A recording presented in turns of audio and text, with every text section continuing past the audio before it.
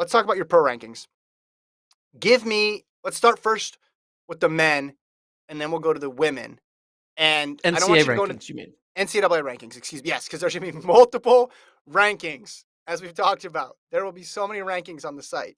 We're gonna bring Lincoln back to do the ultimate rankings again.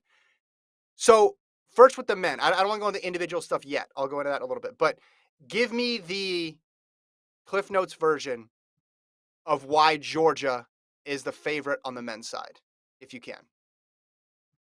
Cliff notes. So so for people who didn't pay attention in class or Yep. just trying to get that B minus to move on to the next grade version. Sure.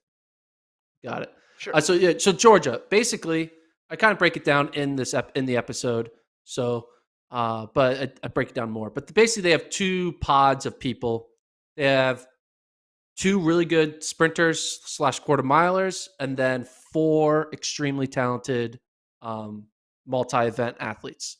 Their two sprinters are Matthew Bowling and Elijah Godwin. Bowling, he is very versatile. Obviously, we don't know if he's going to be doing a 60, a 200, a 400.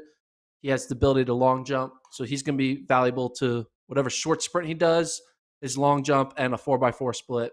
Elijah Godwin, he can run a 200, he can run a 400, and they can run a good 4x4 split. So they have those two guys to kind of anchor the sprint points.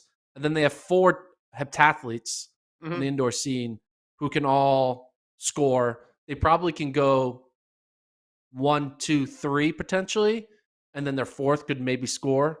But they're definitely going to go 1, 2, in my opinion, because Carl Tilga and Kyle Garland are the two best heptathletes in the country right now. They both have scored over 6,200 points, which is, for those keeping track, very good.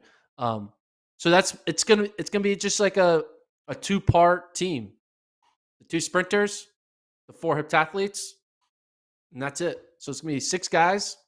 They maybe throw in a hammer thrower here, a weight thrower, but 6 guys, and then that will be the recipe to score. The big story around here, though, is right now it looks like the men's field is very diluted.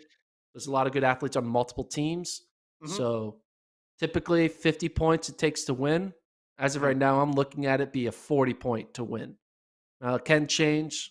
Early signs show 40 points is the number to hit if you want to be a team champion on the men's side. And then you have Texas close behind there. Yeah, Texas, 36 points behind Georgia's 39. LSU is going to be in the mix. Northern Arizona is going to be in the mix to Podium. I know I say that every year.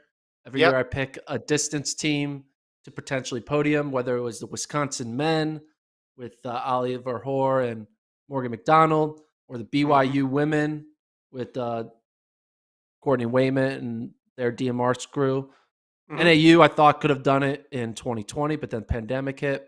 I think NAU has a shot now, though, the Podium again this year, because they have a little more miler in them with George Kusha, so they can maybe potentially get a DMR in this time. They still have their big dogs in the 3Ks and 5Ks, but it will be harder because, well, obviously, if you don't even need 30 to Podium, they can definitely get that. That number being that low. Even getting 30 is going to be hard. The 5K and 3K, when you throw in a Wesley Kiptoo, you're doing your 5K thing again. We already decided the 5K wasn't as good because all the guys went pro. No, but you have Wesley Kiptoo, you have the Campbell kid, Kyoko. Yeah. You start adding all these other people in there who can run fast 5Ks. It starts adding up to like, okay, can NAU actually get 3 scorers? I don't know. I feel like maybe NAU maybe only can get 2. And if that's true, then it's going to be harder for them to get to 30 points. Yes, I still love the NCAA men's 5K. I think I'm going to we need to update this GIF that Travis is showing right now on our screen to NCAA men's 3K, because I think 3K is going to be a little more fun this indoor season, especially if Yared Naguse decides to run it. You take the potential of a 5K and you cut it by a few percentage points for indoor. Same thing with 3K. You take because between the DMR, the mile, and people doubling in the short meet, like it's just not gonna have all the names that it could have. Let's go to the women's side.